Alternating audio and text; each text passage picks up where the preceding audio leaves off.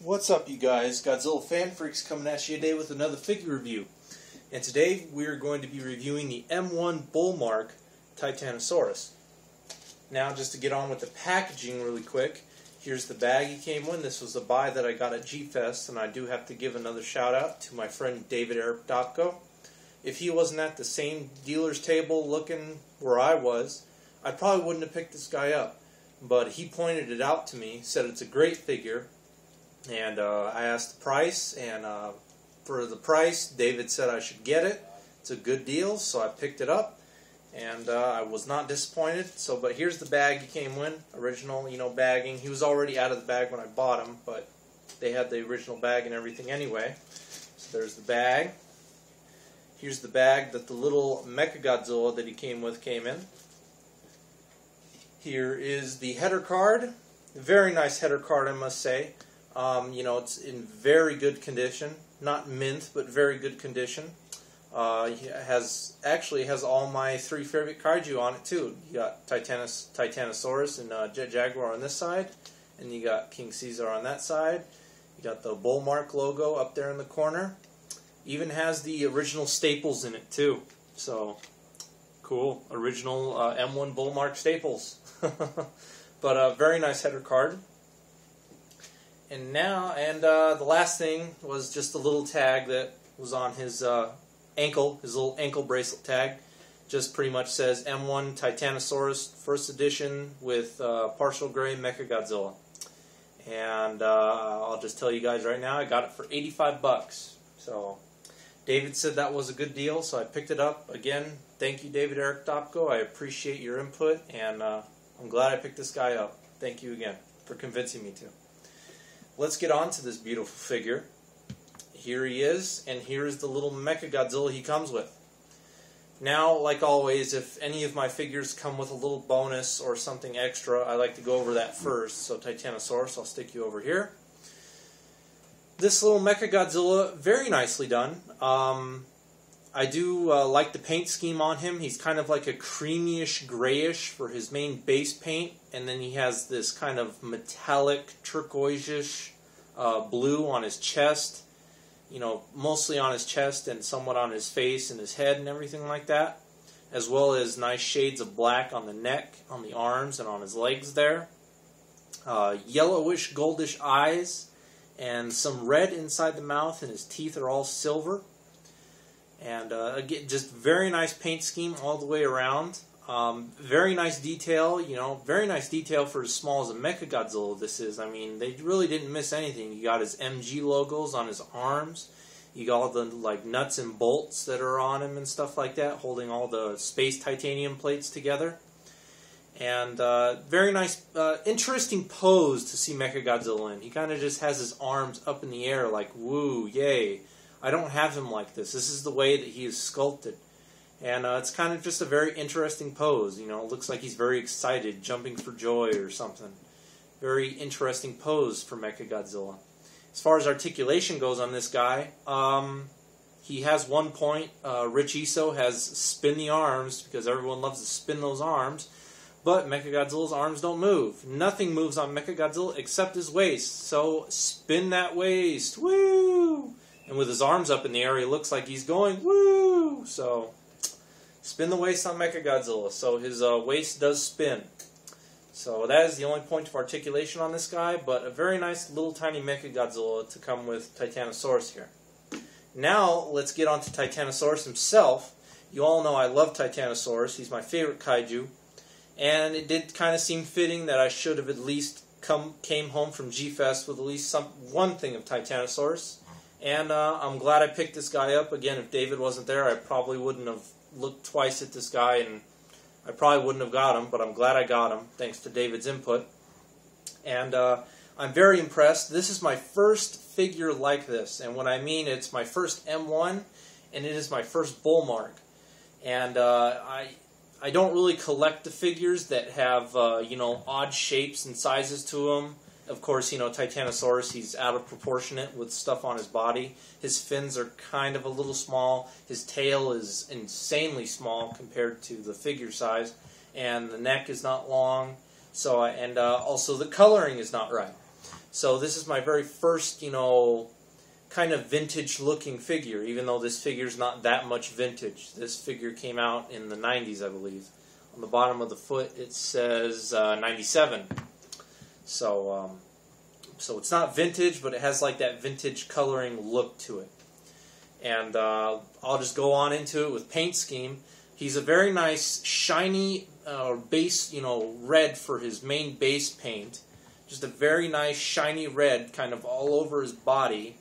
On his chest he has kind of a very creamyish white for the chest and kind of neck area. For his teeth and his claws on his hands and his feet, those are all painted a very nice metallic silver.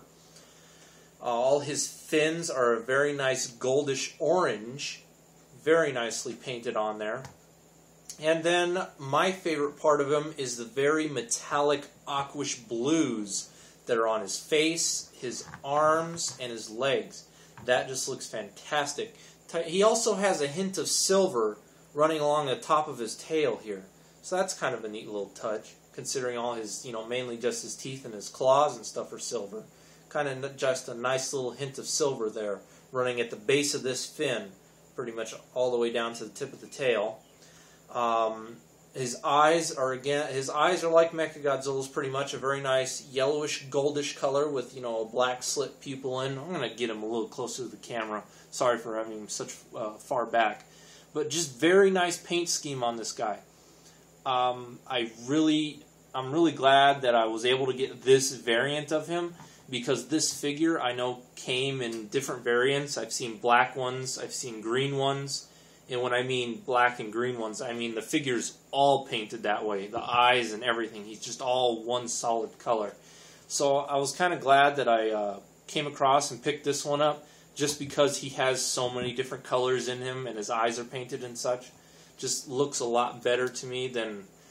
I want to say I wouldn't mind one that was all one paint scheme, but I would probably think I preferred this guy out of all the ones if I continued to hunt the other ones down.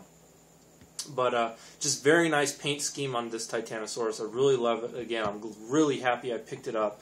I'll probably continue to look out for more figures like this and kind of grow my collection of M1s and Bullmarks and Marmots and other vintage stuff such like that. And anyway, let's move on to detail next. Detailing is very good on this figure. You know, Titanosaurus' skin is all that, you know, bumpy type, you know, detailing all along his skin. He has all those bumps and wart-looking things. The detailing on the chest is what really stands out for me. He has all these veins that are on the sides of his chest here, kind of protruding outwards and stuff. So those are very nicely etched in on the sculpt. His face is very nicely done. The horns on his head are very nicely done and have the kind of like unicorn type swirls or rings going up all the way up to the top. Very nicely done. His fins are very nicely done with all the little creases and crevices etched into all the fin areas and stuff like that. Very nicely done. Teeth are nicely etched into the sculpt. The nose is very nicely done. The nose shows up really well. Everything shows up really well on this figure. I mean, just amazing looking figure. Just on the bottom of the feet, you have the Bullmark, you know, logo and M1 and all that such, you know, all the trademarking stuff. Just very nice detail on this guy all the way around.